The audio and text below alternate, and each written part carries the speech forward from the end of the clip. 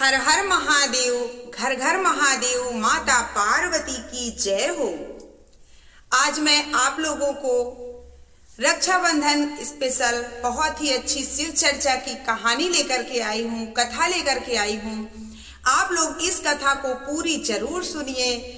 और सबसे पहले तो आप लोगों से निवेदन है, आप सब वीडियोज देखते हैं लेकिन चैनल सब्सक्राइब नहीं किए हैं तो चैनल को सब्सक्राइब कर लीजिए। आप लोग वीडियो बहुत अच्छा प्यार देते हैं वीडियो में, चैनल भी सब्सक्राइब कर लीजिए ताकि नोटिफिकेशन आपके पास आए और आप ऐसे ही वीडियो का आनंद ले सकें।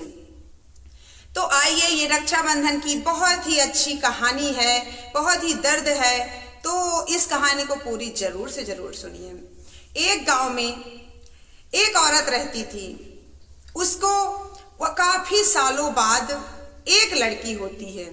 जब एक लड़की होती है वो बहुत ज्यादा खुश थी।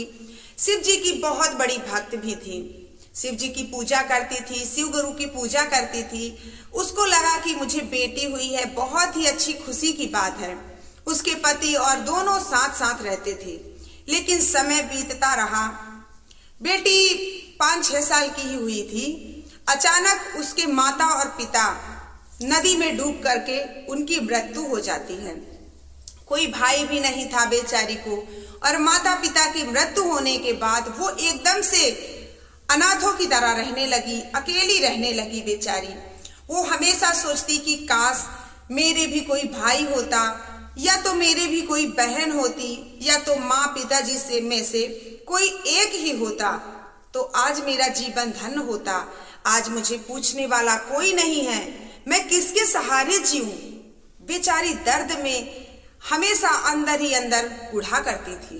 उसको नहीं पता था कि आगे मेरी जिंदगी क्या से क्या हो जाएगी। नसीब का खेल ये है कि सोच रही थी कि क्या करूं, कैसे करूं। ऐसे कर कर के समय बीत रहा था, धीरे धीरे बड़ी हो रही थी।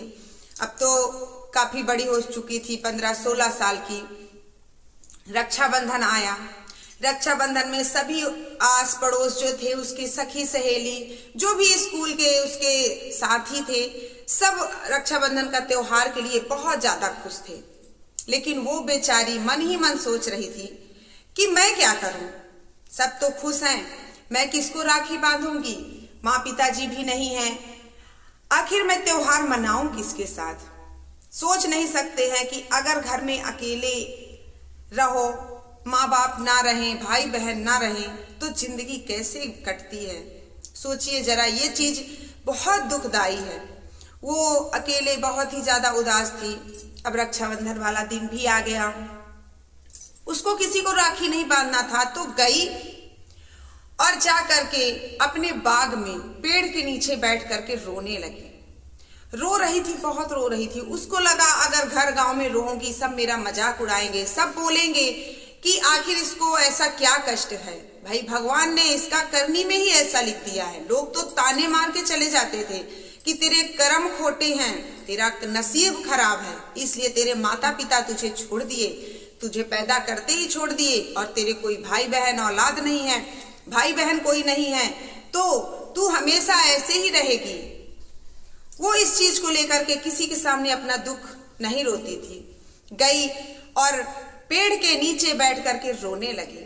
उसी पेड़ में एक कौवा था। कौवा वहां से उतरता है और उसके इर्द गिर्द घूमने लगता है। उसके हाथ में राखी थी, लड़की के हाथ में, और वो अपनी राखी को ऐसे लिए निहारे, उसके आंख से आंसू बहे जा रहे थे। कौवा ने देखा कि लड़की बड़ी उदास है, बहुत रो रही है। उसके पास गया कौवा और काव काव काव करते करते उसके गोद में जाकर के बैठ गया। जब उसके गोद में बैठ गया तो वो कौवा को ऐसे सहलाते हुए उसके हाथ में राखी बांध देती है। जैसे ही उसके हाथ में राखी बनती है कौवे के हाथ में, वो कौवा बहुत ही सुंदर राजकुमार के रूप में बदल जाता है और तुरंत उठ करके बैठता है और कहता है, बहन तुम्हें मैं सत सत प्रणाम करता हूँ, तुमने मुझे श्राप से मुक्त कर दिया। अब उसको तो कुछ नहीं पता उस लड़की को कि उसने किया क्या है ऐसा, लेकिन भोले बाबा ऐसे चमत्कारी हैं कि अगर कोई भी दुखिया रोता है तो उसके दुख को दूर करने तुरंत पहुंच जाते हैं। जैसे ही उस लड़के के मुंह से ऐसा सुनती है तो वो हैरान रह जाती है और पूछती है कि ऐसा मैंने किया क्या है। तब कौवा कहता है कि मेरा जो जन्म था, एक राजा के घर में मैं बेटा बनकर पैदा हुआ था। बेटा बनकर मैं पैदा हुआ था, लेकिन वहीं की जो दासी थी, उस दासी की लड़की मुझे राखी बांधना चाहती थी, लेकिन मैंने उसे से राखी नहीं बंधवाई। मैंने कहा मैं तुमसे राखी नहीं बंधवाऊंगी, तुम दासी की लड़की हो, इतनी गरीब हो, और मुझे घमंड था राजा के लड़का होने का। मेरा घमंड था कि मैं राजा का लड़का हूं, मुझे ऐसे कोई थोड़ी राखी बांध सकता है। लेकिन वही घमंड को तोड़ने के लिए मुझे श्राप मिला कि तू कौवा बन जाएगा, और कौवा बनेगा अगर कोई भी लड़की तुझे राखी बांधेगी, तभी तू श्राप से मुक्त होगा। ये सुनते ही लड़की की आंखों में आंसू आ जाते हैं और सोचती है कि भगवान इस श्राप को मुक्त करने के लिए मुझे चुना, ये तो बहुत बड़ी बात है। लड़की का हाथ पकड़कर राजा का लड़का अपने राजमहल ले जाता है। वहां जब राजा साहब देखते हैं कि अरे ये तो मेरा ही बेटा है, उसको कहते हैं कि तुम तो कौवा बन गए थे, यहाँ से उड़ गए थे, क्या हुआ? राजा का लड़का कहता है मुझे श्राप मिला था कि तुम्हें जब कोई लड़की राखी बांधेगी तभी तुम्हें श्राप से मुक्ति मिलेगी। तो आज इस बहन ने मेरे हाथ में राखी बांधी, मेरी कलाई में राखी बांधी, अब मैं आज श्राप से मुक्त हो चुका हूँ। राजा साहब बहुत ज्यादा खुश हुए कि अरे कोई लड़की है जो मेरे बेटे को भाई बनाकर मुझे मेरा बेटा लौटा दी। वो लड़की तो धन्य है, उसे हम अपने घर में बेटी बनाकर रखेंगे। जब उससे पूछा गया उसके माता पिता भाई बहन के बारे में, तब उसने कहा मेरा इस दुनिया में कोई भी नहीं है, मैं अकेली हूँ, अनाथ हूँ, ना तो मेरे कोई भाई बहन है, ना ही मेरे माँ बाप हैं, मैं इस दुनिया में अकेली रहती हूँ। तब राजा ने कहा कि आज से तुम मेरी बेटी बनकर इसी राजमहल में रहोगी। वो खुश हो जाती है और सोचती है कि भोलेनाथ कितने ज्यादा दयालु हैं, उनसे मेरा दुख देखा नहीं गया, मैं दुखी रहती थी, इसलिए आज मेरे माँ के पूजा पाठ और करनी का पुण्य प्रताप मुझे मिला।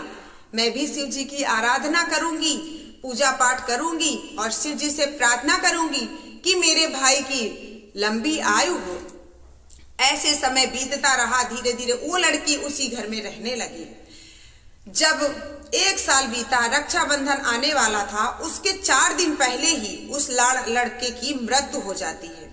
राजा का जो लड़का था उसकी अचानक से सर्प काटने से मृत्यु हो जाती है। जब मृत्यु होती है उसको पता चला कि मेरा जो भाई, इतने सालों बाद मुझे तो भाई मिला था, मुंह बोला ही सही, पर वो मुझे बहन मानता था, मैं उसे भाई मानती थी, राजा मेरे पिता थे, और ऐसा कैसे हो गया। शिव जी के मंदिर में जा करके माथा पटक पटक कर रोने लगती है, बिलखने लगती है और कहती है हे प्रभु, आपने ये क्या किया? इतने सालों बाद तो मुझे खुशी मिली थी और आज आपने मेरी सारी खुशियां छीन ली।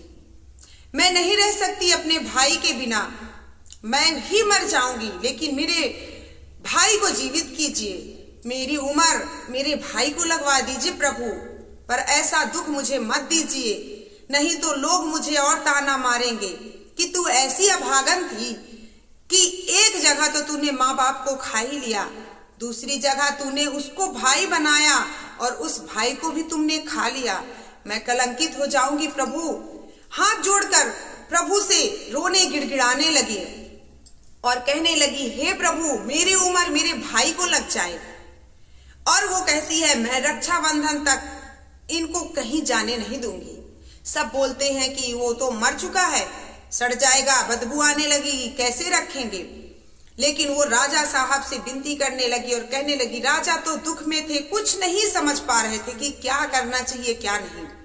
वो लड़की कहती है बस 4 दिन की बात है, आप रखो, मैं राखी बांधूंगी और अपने भैया को मैं भोलेनाथ से मांगूंगी। 4 दिन बाद उसने अपने भाई की कलाई में राखी बांधी और अपने मरने का निर्णय ले लिया कि आज अगर मेरा भाई नहीं तो मैं भी नहीं। तभी देखते हैं सब हैरान रहते हैं, उसका भाई अपने आप उठकर खड़ा हो जाता है।